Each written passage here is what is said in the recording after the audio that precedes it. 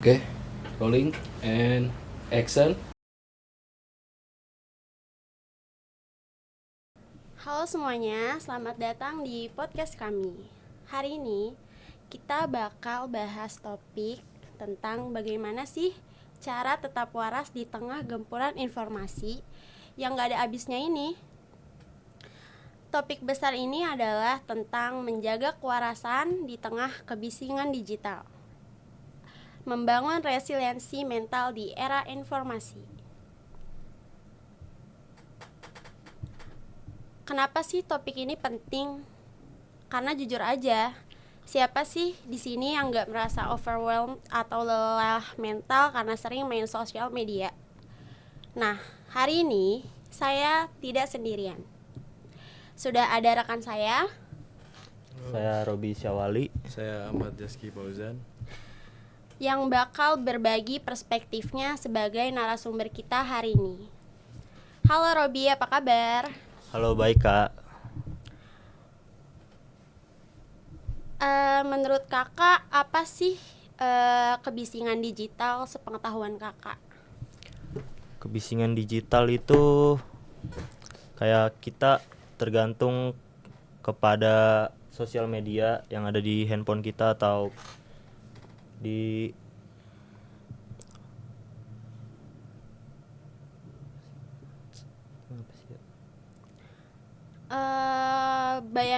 Coba di benak kakak bayanginnya tuh kayak itu nggak sih kak, kayak ruangan berisik terus menerus gitu kan pasti capek kan. Nah, digital noise itu keberisikan di dalam dunia digital kita. Kayak gitu bukan sih kak? Kurang lebihnya seperti itu nggak? ya kurang lebih seperti itu, karena kan kita juga apalagi di sosmed tuh pasti banyak orang yang ngechat kita. Kita nggak tahu sibuknya gimana di real life, terus harus mendengar kabar dari sosial media yang emang bakal buat kita jenuh lama-kelamaan kalau sering kita buka. Oh, kayak dituntut terus menerus otaknya ya kak? Ya kurang lebih seperti itu, karena misalkan kita bangun pagi aja, sering kita bangun dari tidur pasti yang dilihat pertama itu adalah handphone, karena emang sudah kecanduan atau mungkin banyak informasi yang ada di handphone kita dari sosial media. Untuk perkembangan zaman sekarang juga kan semua bisa di karena itu udah bukan kebutuhan pokok mungkin, jadi udah sehari-hari udah nggak jauh dari pegang HP. Bener banget. Itu kan juga termasuk gejala kecanduan handphone gak sih bisa dibilang? Tuh. Jadi kan zaman sekarang pun ketika anak-anak sedang bermain nggak jauh dari HP, dan mungkin teknologi udah semakin canggih juga. Nah, kalau kita terus-menerus terpapar kebisingan ini, apa sih dampak yang paling nyata, yang paling terasa untuk kesehatan mental kita sebagai mahasiswa? Sebenarnya dampak dari kecanduan main HP itu udah banyak sih kak. Pertama itu kan dari mungkin penglihatan, yang kedua dari ya gangguan konsentrasi belajar mungkin. Jadi harus dibatasi juga untuk anak-anak sekolah atau untuk anak-anak yang sedang mengejar mimpinya, jadi takutnya nanti terganggu. Iya, iya. Tapi menurut kakak, kita berarti menurut kakak kita nggak harus ninggalin dunia digital sepenuhnya kan? Enggak, jadi mungkin harus dibatasi aja sih kak. Karena itu juga kan semua informasi sekarang kan nggak jauh dari media sosial ya, jadi harus kita lihat juga di situ kan untuk perkembangan juga. Iya betul. Kita nggak mungkin lepas juga kan dari teknologi. Iya. Sistem informasi kan. Iya benar. Mungkin kita harus lebih bijak aja sebagai penggunanya. Betul. Oke, sekarang masuk ke tips praktis dan detox digital. Ada nggak sih tips praktis buat kita supaya bisa melakukan detox digital ini? Sebelumnya detox digital tuh apa sih, Kak? Misalnya nih, detox digital tuh kayak rutinin atau membuat sebuah tantangan 1 jam atau berapa jam tanpa ponsel, atau kayak kakak nih habis pulang kerja terus udah mau tidur nih, bisa nggak jangan main HP dulu 1 jam sebelum kakak tidur gitu. Itu sih berat ya, karena kan kita juga sepulang kerja juga pasti yang dipegang tuh HP sampai kita harus ketiduran. Cuma mungkin ada satu tips buat kita nggak megang HP 1 jam sebelum tidur itu, entah kita HP-nya harus dicas dan kita membaca buku atau Lebih banyak cari kegiatan lain aja sih, Kak. Mungkin kalau misalkan itu.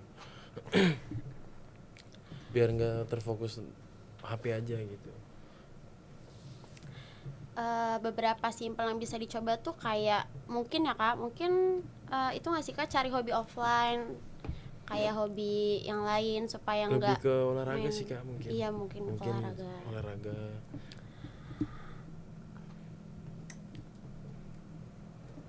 Terus kayak misalnya Kalau untuk kakak sendiri gimana untuk lihat perkembangan zaman sekarang di era digitalisasi?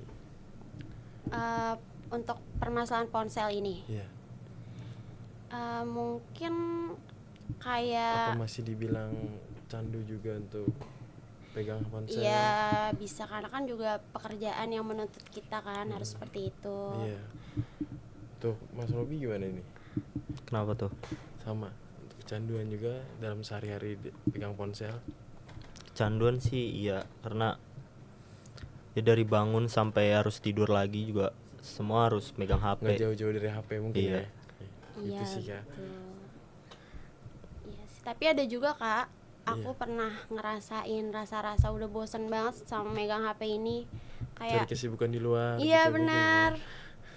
Kadang nggak terasa tiba-tiba oh ternyata udah nggak megang HP selama berapa jam karena Iya. ngelakuin hal yang lain gitu. Tapi buat untuk pekerjaan Membutuhkan Membutuhkan. handphone. sama Mas Robi juga tuh, sama ya. Sama membutuhkan. Iya. Em,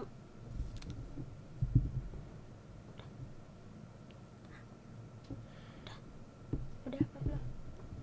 Lagi. Jadi gimana, Kak, kalau untuk keseharian tips apa aja nih untuk yang lain biar enggak terus kecanduan main HP aja gitu. Jadi kan selain dari hobi atau dari yang lain atau Ini dari pesannya untuk pekerjaan? kalangan apa Kak? Umum sih. Umum ya, umum universal.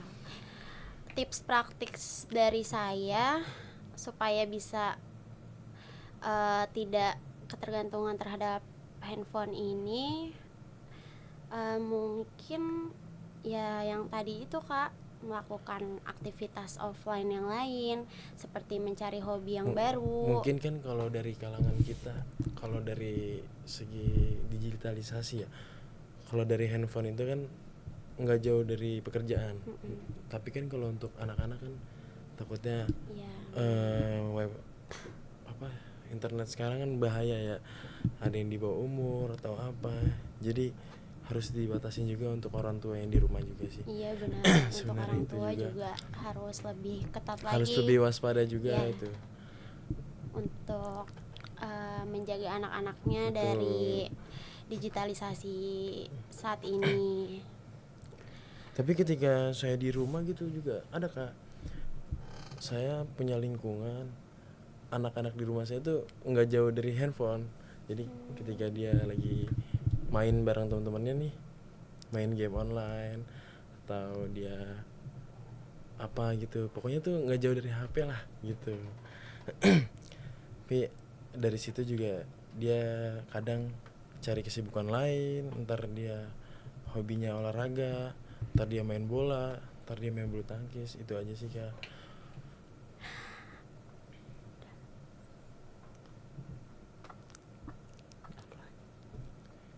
Untuk Mas Robi gimana nih? Pandangan untuk kebisingan digital sekarang ya. Iya. Kan banyak tuh Mas. Sekarang tuh kan anak-anak pada bermain game online. Gimana tuh menurut Mas? Ya karena dulu pas kita masih kecil juga kan Beda kita gitu ya? beda. Kita nggak dikasih buat main HP, mungkin Iya. main HP cuma pas hari libur atau pas emang dibatasin lah sehari cuma berapa jam. Dulu mainnya tuh kegiatan-kegiatan kayak main gundung, main layangan. Kalau sekarang Betul enggak, ya. kita main ke rumah temen aja tuh harus bawa HP. Iya. Ngeliat adik kita atau anak kecil tuh pasti bawa HP. Pada HP ya. Tuh. Oh, baik emang Berarti HP itu seperlu itu ya berarti iya. ya? Betul.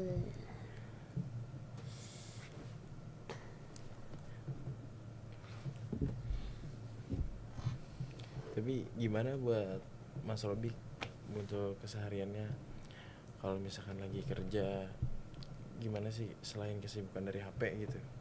Misalkan lagi cari waktu luang, Mas Robi sendiri gimana? Nah, untuk sekarang sih belum ada ya, Belum karena ada ya? kerja juga harus megang HP buat dapat informasi dari orang. Paling kalau lagi nongkrong sama teman gitu Nah, gimana? kalau itu biasanya kalau nongkrong ya kita nggak megang HP karena HP ya. ya fokus ngobrol Ngobrol aja, bareng karena gitu ya. kalau main HP kan bisa di rumah. Ah gitu ya. Kalau nongkrong main HP kan gak enak. Betul. Untuk Mbak Citra sendiri sama itu juga. Sama. Ketika lagi bareng teman atau lagi nongkrong bareng, apa aja sih Kak kalau misalkan lagi main gitu? Kalau jauh dari HP misalkan lagi ngobrol gitu kan? Ya, kita perempuan kalau ngumpul bareng-bareng kayak gitu ya ngobrol juga, Ngobrol juga ya. tanpa handphone kecuali Handphone ya. masih ada kerjaan. Baru selang-seling ngobrol, lihat handphone lagi gitu Kak. Aku punya pertanyaan nih sebelum kita menutup podcast ini. Menurut Kak Robi dan Kak Zaski, apa sih dampak paling nyata buat kesehatan mental mahasiswa di kebisingan digitalisasi ini? Mungkin bisa dari Kak Zaski. Untuk dari dampak sih ya Kak, tapi sebenarnya itu sih kembali dari diri kita sendiri ya. Mungkin ketika kita lagi menggunakan handphone, kita harus lebih banyak belajar, harus lebih banyak memilah, harus banyak ngelihat gitu mana yang baik, mana yang buruk. Itu aja sih Kak. Untuk dari dampak itu sendiri kembali ke diri kita sendiri. Karena kan ketika orang lain itu kan setiap orang tuh beda-beda ya kan. Ada yang penggunaan HP untuk apa gitu.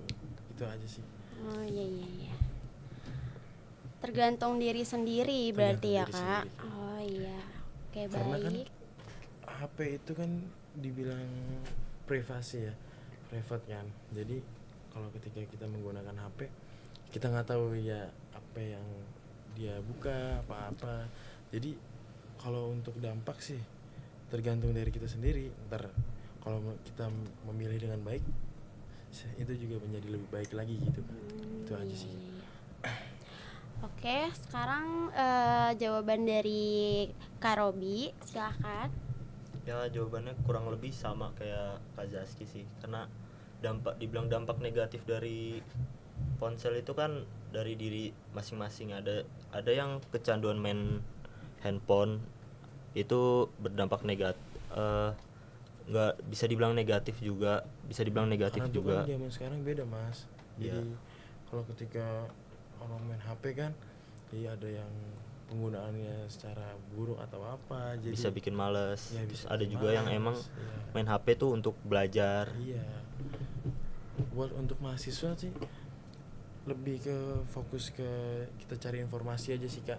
Kan karena kan di situ kan ada media sosial ya kan, seperti Instagram, ada WA juga karena kan betul. di universitas kita sendiri nih, di Universitas Indah Prasna PGRI tuh dia punya media sosial Instagram kan.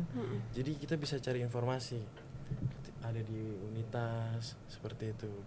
Jadi kalau misalkan itu ya nggak jauh dari handphone lah. Iya benar. Gitu sih Kak. Ada sisi positif dan negatifnya Ada juga sih berarti positif dan ya. negatifnya Ya. juga. Positif itu kita bisa cari informasi buat kita jadi mahasiswa sendiri kan. Iya.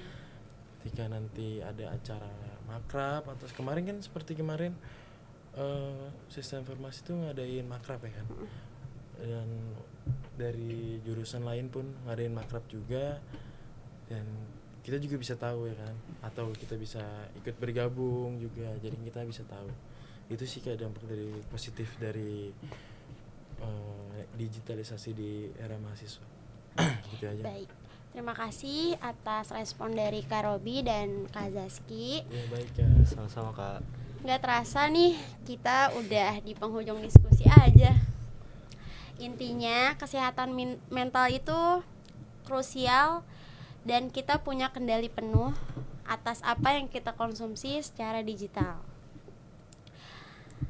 Dan buat teman-teman yang nonton, Pokoknya jangan sih lupa pesan saya ya Kak Zaski mau ketika kasih pesan dulu guys. menggunakan handphone itu lebih baik kita memilah, lebih baik kita menghindari yang buruk itu gimana daripada nanti kita terjerumus yang tidak baik. Itu aja sih pesan dari saya. Oke, Kak Robi mau kasih pesan juga? Jangan kecanduan aja, takut nanti malas. Gitu aja sih. Baik. Oke, gak terasa udah mau menutupi podcast ini.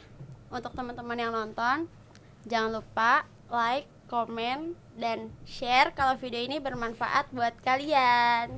Sampai jumpa di konten edukatif berikutnya. Salam kenal semua. Salam kenal semua.